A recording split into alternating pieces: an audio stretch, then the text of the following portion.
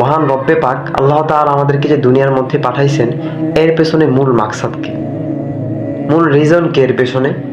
যে তিনি আমাদেরকে এত সুন্দর করে বানাইলেন, আমাদের দেহাকৃতি এত সুন্দর করলেন, আমাদের গঠনকে এত সুন্দর করে নিজ হাত দ্বারা বানাইলেন। আসলে এর পেছনে মূল মাকসাদ কি, লক্ষ্য কি আল্লাহ তাআলার? আমরা কি করি? আচ্ছা, আমাদের কথাই ধরুন না ভাই। দেখেন, আমরা দুনিয়াতে যদি একটা ঘর তৈরি করি, দুনিয়াতে যদি একটা বাসস্থান বানাই, আমরা দুনিয়াতে যদি একটা দোকান নির্মাণ করি, আমরা যদি একটা গাড়ি কিনি, আমাদের মাকসাদ কি থাকে? মানে ওই বস্তুটার পেছনে আমাদের মূল লক্ষ্য কি থাকে?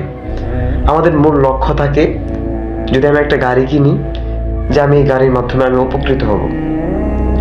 যদি আমি একটা ঘর তৈরি করি, আমার উদ্দেশ্য থাকে, আমার মাকসাদ থাকে, আমি ওই ঘরের মধ্যে বসবাস করব। ফর এক্সাম্পল, আপনি একটা গাছ লাগাইলেন। এখন আপনি গাছটা কি জন্য রোপণ করলেন? যে আপনি ওই গাছ থেকে সিজনে ফল উপভোগ করবেন, ওই গাছ থেকে যে ফল আসবে আপনি ওইটা ভক্ষণ করবেন, এই জন্যই তো, তাই না?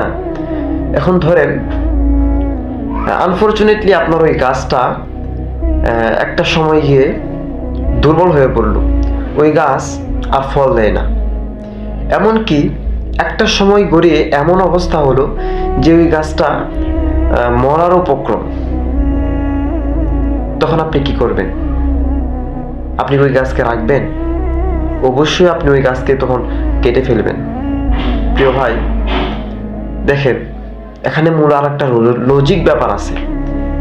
আপনি যখন ওই গাছটাকে কর্তন করে ফেলবেন, শুধু এতটুকুতেই সীমাবদ্ধ নয়, আপনি ওই গাছটাকে কেটে ফেলার পরে ওই গাছটা দিয়ে আপনি লাকড়ি তৈরি করবেন।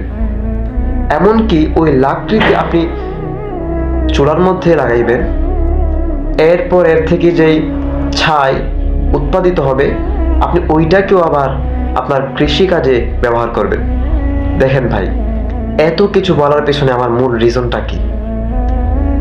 আপনার যদি এই গাছের পেছনে, এই গাছটা লাগানোর পেছনে আপনার এত এত মাকসাদ থাকে, আপনার লক্ষ্য থাকে, উদ্দেশ্য থাকে, যেই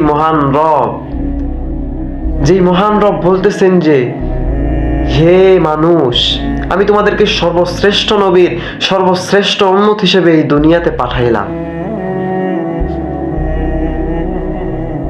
তিনার কি কোনো লক্ষ্য নাই?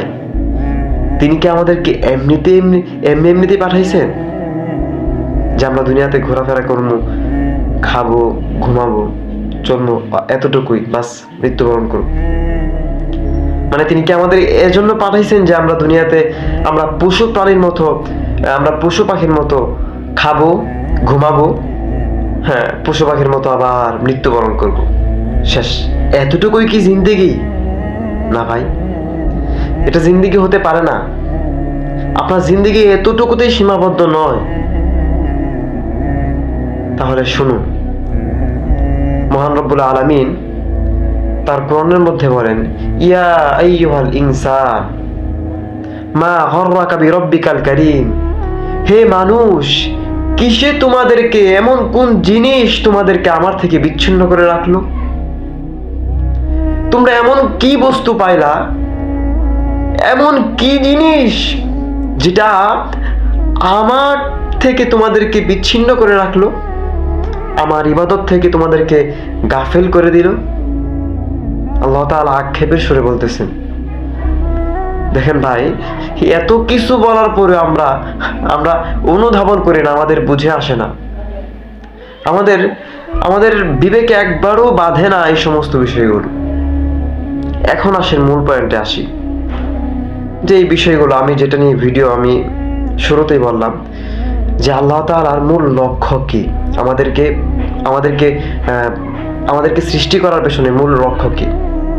এটা আল্লাহ তাআলা কোরআনের মধ্যেই বলেন, ওয়ামা খলাকতুল জিন্না ওয়াল ইনসা ইল্লা লিয়াবুদুন, অর্থাৎ আমি প্রত্যেক মানুষ এবং জিন জাতিকে সৃষ্টি করেছি যে এই জন্যই যে তোমরা যেন আমার ইবাদত করো, আমার গোলামি করো।